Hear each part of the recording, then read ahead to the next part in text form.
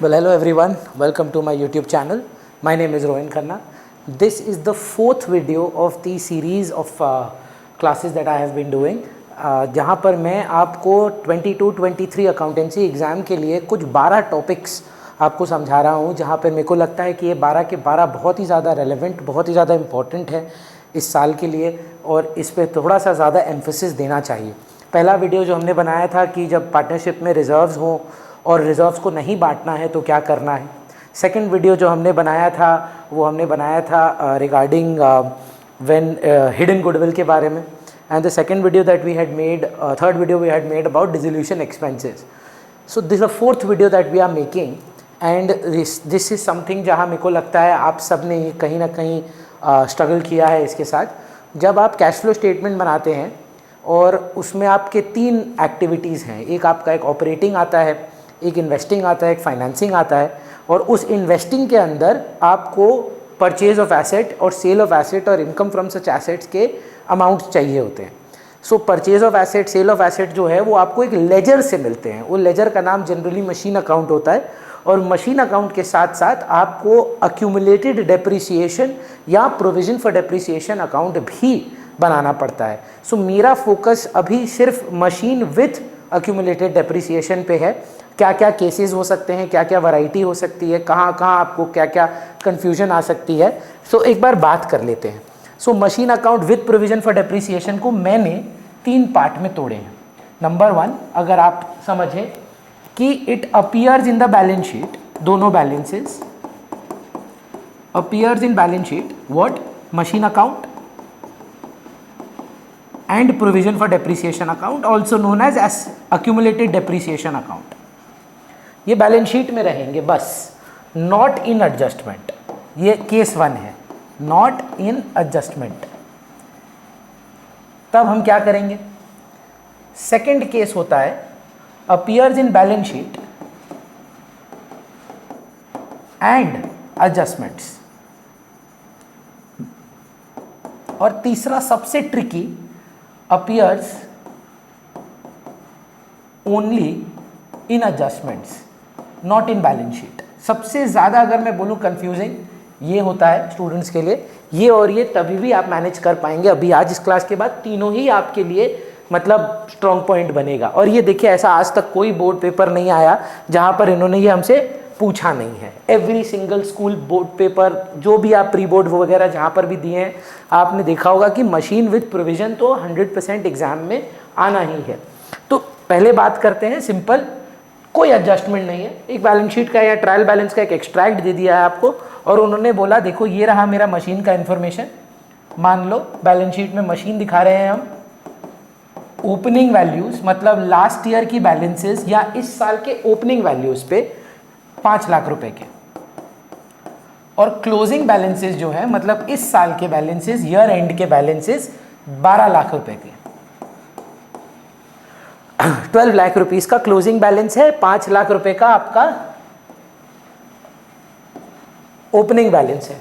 अब साथ ही में इन्होंने प्रोविजन फॉर डेप्रिसिएशन भी दे दिया, जिसको ये लोग घुमा के कभी कभी अक्यूमुलेटेड डेप्रिसिएशन भी बोलते हैं, और वो नेगेटिव में रहता है। जनरली आपने नोटिस किया होगा, मान लीजिए ये 1 लाख रुपया था और ये 3 लाख रुपया हो जाता है, बस और कोई इन्फॉर्मेशन नहीं है हमारे पास। बस ये इन्फॉर्मेशन है कि मशीन 5 से 12 की हो गई, प्रोविजन फॉर डेप्रिसिएशन या एसेट अक्यूमुलेटेड डेप्रिसिएशन 1 लाख से 3 लाख हो गया। आप सवाल को समझिए, आपको कोई एडजस्टमेंट नहीं दी गई है, इसका मतलब आपको कोई सेल के बारे में इंफॉर्मेशन नहीं है। तो इसका मतलब आप नॉर्मल 2 लेजर बनाएंगे, एक बनेगा सर मशीन अकाउंट, और हमको ये टी फॉर्मेट में बनाना अलाउड है क्योंकि जब आप कैश फ्लो बनाते हैं तो वो फॉर्मेट में बनता है, पर जो वर्किंग नोट्स है उन्होंने अलाउ किया है कि आप इसको टी फॉर्मेट में बना सकते हैं। सो जब से आप लेजर बनाएंगे सबसे पहले बैलेंसेस देंगे स्टार्ट ऑफ द ईयर पे। To balance brought down, machine एक एसेट है तो डेबिट साइड में लिखते हैं, एसेट्स को स्टार्ट करते हैं डेबिट से, और क्लोजिंग बैलेंस जो दिया गया है हमको बाय बैलेंस कैरिड डाउन वो है 12 लाख रुपए का। तो आपने सबसे पहला काम क्या करना है, एसेट का ओपनिंग बैलेंस डेबिट में जाता है, क्लोजिंग बैलेंस क्रेडिट में जाता है। लाइबिलिटी तो नहीं बोलूंगा, पर provision for depreciation is something that reduces the value of the asset. It is a provision. All provisions have a credit balance. So you start with by balance brought down 1 lakh, to balance carried down 3 lakh. मैं एक चीज पर focus करने बोलूंगा आपको. कई बार balance sheet पर ये वैल्यू 4 लाख दी जाती है और ये 9 लाख दी जाती है, और नोट्स में ये डेटा रहता है. प्लीज़ रिमेंबर, जब आप मशीन अकाउंट बनाते हैं प्लीज़ याद रखिएगा, आप ना ग्रॉस वैल्यू लेंगे.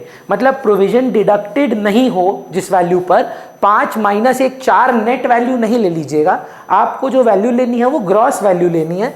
Gross opening value, gross closing value. Provision की तो बैलेंस आपको पता ही है, ओपनिंग 1 लाख, क्लोजिंग 3 लाख. अब कोई एडजस्टमेंट नहीं है. देखिए ये आता नहीं है, पर पहला क्राइटेरिया है और सवाल पूछे गए हैं. तो उन्होंने बोला देखो, बाय डेप्रिसिएशन बैलेंसिंग फिगर, या बाय पीएल भी बोलते हैं, SOPL, statement of profit and loss. आपका 1 लाख गुल्लक में था, आपकी पिगी बैंक में 1 लाख रुपए थे, वो 3 लाख बन गया. इसका मतलब 2 लाख का एडिशन हुआ है. इसका मतलब current year depreciation, current year depreciation 2 lakh रुपए की है, और यही 2 लाख रुपया ऑपरेटिंग में हम ऐड करते हैं. Add in operating. इसका आपको पता होगा, कोई इन्वेस्टिंग एक्टिविटी में इंपैक्ट नहीं होता है. ये ऑपरेटिंग में add non cash expenses depreciation के नाम पर, ये है करेंट ईयर डेप्रिसिएशन 2 लाख रुपए की. अब देखिए यहाँ का है, इसको भी बैलेंस करना पड़ेगा. 5 लाख का एसेट 12 लाख का हो गया. इसका मतलब ये है कि आपने 7 लाख रुपए की एक नई मशीन खरीदी है, तो टू बैंक या बैलेंसिंग फिगर 7 लाख रुपया, ये आप करेंगे इन्वेस्टिंग एक्टिविटी से लेस. ना इसका कोई इंपैक्ट, ना इसका कोई इंपैक्ट, ना इसका और ना इसका. इसका है पर ऑपरेटिंग एक्टिविटी पे है. तो पहला केस समझिए जो हमने लिखा. बैलेंस शीट में रहेगा, there will be a balance in the machine account but there will be no adjustments regarding provision and machine. यहाँ पर सबसे ज़्यादा सवाल ये वाले आते हैं. बैलेंस शीट में भी रहेगा और साथ ही में आपको एडजस्टमेंट भी मिलेगी. मान लो मैं सेम नंबर्स लेता हूँ, 1/4/2021 को और 1/4/2022 को. मतलब ये लास्ट ईयर हो गया, ये करेंट ईयर हो गया. मशीन अकाउंट जो है वो 6 लाख की ओपनिंग बैलेंस थी, और क्लोजिंग बैलेंस इस बार बढ़ा देता हूँ, 14 लाख कर देता हूँ. 14 लाख रुपीस की आपकी मशीन की बैलेंसेस थी विद प्रोविजन बैलेंसेस या अक्यूमुलेटेड डेप्रिसिएशन बैलेंस. यहाँ पर था 2 लाख का और यहाँ पर था 3.5 लाख का. और जनरली ये नेगेटिव में ही रहते हैं, नहीं भी रहे तो भी ये नेगेटिव है. पहला काम ये रहेगा आपको समझना कि सवाल में ये केस 1 में यहीं तक रहता था. अब एडजस्टमेंट में एक बात लिखी रहती है, 99% सब में सेम भाषा रहती है. अ मशीन कॉस्टिंग, मैं समझाता हूं इसके बारे में. और costing 1 lakh on which depreciation charged या अक्यूमुलेटेड डेप्रिसिएशन देयर ऑन. मतलब उस मशीन पर आपने आज तक कितना डेप्रिसिएशन चार्ज किया. 60,000 was sold for 30,000. पहले इसको समझते हैं कि सवाल क्या है, फिर हम इसको कॉन्सेप्ट पे जाते हैं. ये बैलेंसेस हैं और नीचे एक इंफॉर्मेशन है कि आपने एक मशीन बेची है. कितने की? 1 लाख की. 1 लाख ना इसका हिस्सा है, और उस पर आज तक आपने डेप्रिसिएशन जो लगाया है ना, वो 60,000 रुपया वो इसका हिस्सा है. तो 1 लाख का मशीन जाएगा, 60,000 की प्रोविजन जाएगी. मतलब 60,000 का गुल्लक फटेगा, 1 लाख का मशीन जाएगा. मतलब मशीन की वैल्यू फिर क्या है? मशीन की वैल्यू फिर आज के दिन 40,000 है, और 40,000 के एसेट को आपने 30,000 में बेचा है. Please don't make the mistake of comparing 30 with 1 lakh. ये कॉस्टिंग है. सो जब कॉस्टिंग बोलेगा तो आप उसका बुक वैल्यू का मतलब होता है कॉस्ट लेस अक्यूमुलेटेड डेप्रिसिएशन. मतलब बुक्स पर वो क्या कैरिंग अमाउंट है. बुक्स में ये 1 लाख की नहीं है, बुक्स में ये 40,000 की है. इसको बुक वैल्यू बोलते हैं, और वो 30,000 में सेल हो रहा है. इसका मतलब 10,000 रुपये का loss on sale of asset आपका क्रिएट हुआ है. प्लीज एक रिक्वेस्ट है, ये जो 60,000 है ये करेंट ईयर डेप नहीं है. ये पता है सालों की डेप्रिसिएशन है, years of depreciation that has been charged on this 1 lakh rupee asset. The current year depreciation is to be found out. That is what you have to understand. तो एक काम करते हैं, एक मशीन अकाउंट बनाते हैं और एक प्रोविजन फॉर डेप्रिसिएशन अकाउंट बनाते हैं। यहां मशीन अकाउंट, यहां प्रोविजन फॉर डेप्रिसिएशन अकाउंट, वही to balance brought down. Machine का बैलेंस अगर आपको याद हो 6 लाख रुपए का था, 6 lakhs ओपनिंग, और क्लोजिंग 14 लाख रखा था हमने। उसके बाद अगर आप सोचे अपनी प्रोविजन के बैलेंसेस के बारे में, बाय बैलेंस ब्रॉट डाउन, आपके पास गुल्लक में 2 लाख था, साल के एंड में आपके गुल्लक में 3.5 लाख था। देखिए अगर आप चाहें ना तो आप रटें, पर मेरा मानना है कि आप ओरली डिस्कस करेंगे तो आप ऐसी मेंटल, मतलब on your finger tips you can calculate the purchase value of the asset if you want. How much did you have in the beginning of the year? 6 lakhs। 6 lakhs में से याद करिए मैंने बोला कितने का गया, 40 का कि 1 लाख का? कॉस्टिंग तो 1 लाख था और ये कॉस्ट पे ही है, तो 6 में से 5 गया, 1 गया, 5 बचा, 5 लाख बचा। 5 लाख नहीं बोलकर आप 14 लाख क्यों बोल रहे हैं? If you had 6, you sold 1, should have had 5. How do you have 14? आपके पास 14 कैसे आया? आपने जरूर 9 लाख का नया परचेज किया था, वो मैं आपको ला के दिखाऊंगा। दूसरा, आपकी गुल्लक में 2 लाख था, 2 लाख में से आपने गुल्लक कितने की फोड़ी? आपने फोड़ी गुल्लक 60,000 की। The machine that is being sold, उस पर अगर आप मशीन को अलविदा कहेंगे, मशीन को बाय बाय कहेंगे, तो उसके आज तक का प्रोविजन को भी तो हटाएंगे। तो 2 लाख में 60,000 रुपए का प्रोविजन गया, इसका मतलब आपके पास अगर कुछ नहीं होता तो कितना बचा रहना चाहिए था? 2 लाख में से 60,000 चला जाता तो 140 बचा रहना चाहिए था। आपके पास 3.5 क्यों है? क्योंकि 2.10 की आपने डेप्रिसिएशन चार्ज की है। 2,10,000 की डेप्रिसिएशन मैं आपको दिखाता हूं कैसे आएगी। 2,10,000, 1,50,000 तो इधर ही है, और 60,000 जो रिड्यूस हुई वो रिड्यूस होकर आई। तो अगर आप समझे तो वेरी गुड, नहीं तो एक सिस्टम बता रहा हूं। जो मशीन बिक रहा है उसका आज तक का डेप्रिसिएशन आप यहां पे लिख दें। जो मेरे से ऑफलाइन में आते हैं, मैंने ये हमेशा एक ग्रंथ की तरह ये रिपीट करवाता हूं उनसे कि ये वैल्यू क्या है, टू मशीन क्या है? ये वो वैल्यू है कि जो मशीन बिक रहा है उसका आज तक का डेप्रिसिएशन जो हमको इस सवाल में वो दे चुके हैं 60,000। इसका मतलब 2 लाख था, 60 गया, 3.5 आ गया। इसका मतलब current year depreciation bye depreciation balancing figure, ये आप लेकर चले जाएंगे ऑपरेटिंग एक्टिविटी में, जो हो गया आपका 2,10,000। ये हो गया ऑपरेटिंग में ऐड। यहां अगर आप देखें, अगर आपने पीएफडी अकाउंट में 2 मशीन किया है तो मशीन अकाउंट में आपको बाय प्रोविजन या बाय एक्यूमुलेटेड डेप्रिसिएशन करना अनिवार्य है। यहां 60,000 आ जाता है और आपने इसको बेचा बाय बैंक 30,000 रुपए में, और एक लॉस क्रिएट किया आपने बाय एसओपीएल 10,000 का। अब सोचिए आपने क्या बोला था, 6 लाख में से 1 लाख गया, 60, 30, 10, 5 बचा, 14 गया, कैसे? 9 लाख रुपया बैलेंसिंग फिगर आपका परचेज ऑफ एसेट है। कौन सी चीज कहाँ जाएगी? ना इसका सर कोई काम, ना इसका कोई काम, ना इसका कोई काम, बस ये चली जाएगी ऑपरेटिंग में ऐड, नॉन कैश एक्सपेंसेस। ये इन्वेस्टिंग में लेस, इसका ना कोई काम, इसका ना कोई काम, इसका भी कोई नहीं, बस ये हो गया इन्वेस्टिंग में ऐड, सेल ऑफ एसेट पैसा आया है। बाय पीएल जो loss on sale of asset आया, ये आपने कर दिया ऑपरेटिंग में add as non cash expenses. So ये है आपका provision account with machine account. Simple सा ट्रिक बता रहा हूं। मशीन अकाउंट में 2 balance brought down, opening, by balance carried down, closing. Machine all gross values, मतलब डिडक्टेड नहीं रहेगा, डिडक्टेड नहीं रहेगा। यहां पर by bank amount sold for, जितने में बिका, जितने का नहीं, जितने में बिका, sold for. By SOPL loss on sale of asset, और ये सबसे important figure by provision for depreciation. Hindi में लिख रहा हूं अगर आप समझ पाए, जो मशीन बिक रहा है उसका आज तक का डेप्रिसिएशन, ये सवाल में दिया हुआ रहता है। बैलेंसिंग फिगर आएगा टू बैंक, ये है परचेज ऑफ एसेट, ये आप इन्वेस्टिंग में लेस करिएगा, ये आप इन्वेस्टिंग में ऐड करिएगा, ये आप ऑपरेटिंग में ऐड करिएगा, इसका कुछ नहीं करना, इसका कुछ नहीं करना। साथ ही में जो प्रोविजन अकाउंट आप बनाएंगे, बाय बैलेंस ब्रॉट डाउन, कौन सा वाला? Opening. To balance carried down, कौन सा वाला? क्लोजिंग।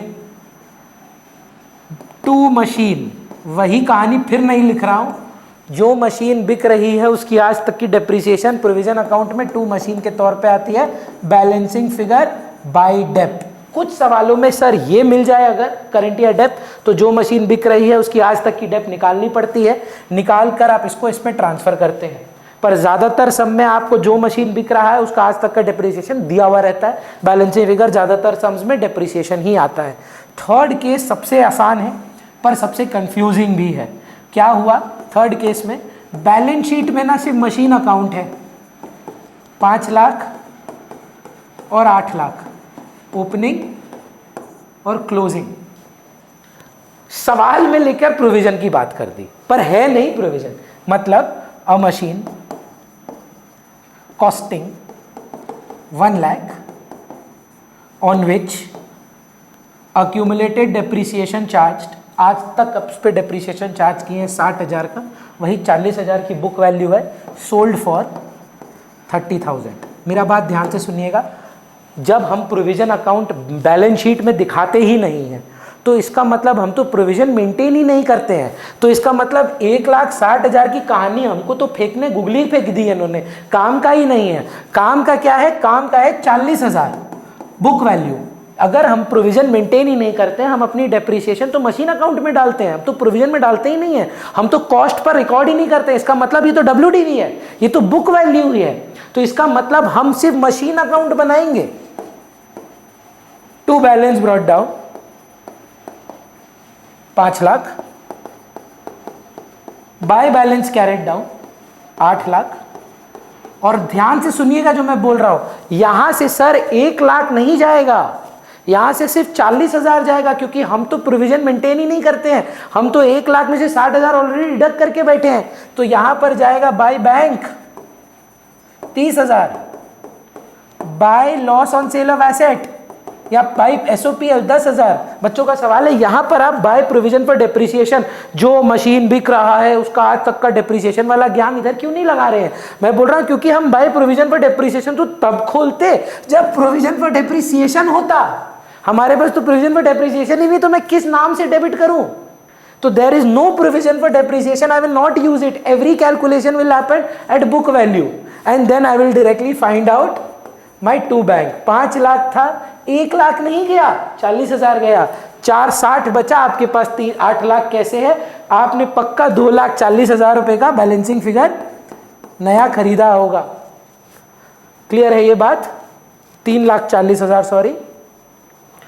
तो अगर तो ये बैलेंस कर जाए तो डायरेक्टली 3,40,000, नहीं तो कुछ सम्स में ये फिगर आपको दे देगा।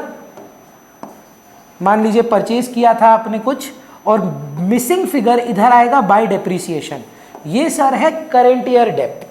अगर तो हमको टू बैंक दे दे, मान लीजिए ये 3 लाख है, तो उसके बाद भी बैलेंसिंग फिगर या 4 लाख है, तो बैलेंसिंग फिगर क्रेडिट साइड में आएगा, तो हमारा मिसिंग फिगर जो है वो बाय डेप्रिसिएशन होगा। एक बार फिर से देखिएगा, इफ नो PFD और accumulated debt but given in adjustment, क्या करना है? To balance brought down, opening, by balance carried down, closing, by bank how much sold for, by PL loss on sale of asset, to PL अगर profit on sale of asset, to bank generally दिया हुआ रहेगा purchase of asset, और balancing figure by depreciation. Notice करिए या तो balancing figure bye Depp निकलेगा या तो टू बैंक निकलेगा, दोनों में से एक निकलेगा।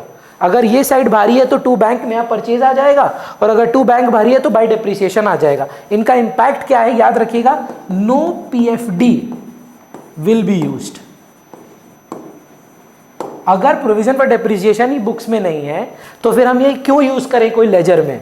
तो बाय बैंक क्या करना है, इन्वेस्टिंग में ऐड करना है, बाय पीएल ऑपरेटिंग में ऐड करना है, बाय डेप्रिसिएशन ऑपरेटिंग में ऐड करना है, टू पीएल ऑपरेटिंग में से लेस करना है, टू बैंक इन्वेस्टिंग में से लेस करना है। आई होप ये आपका दिक्कत सॉल्व करे, and if you still have doubts please let me know, we will practice a few sums on this.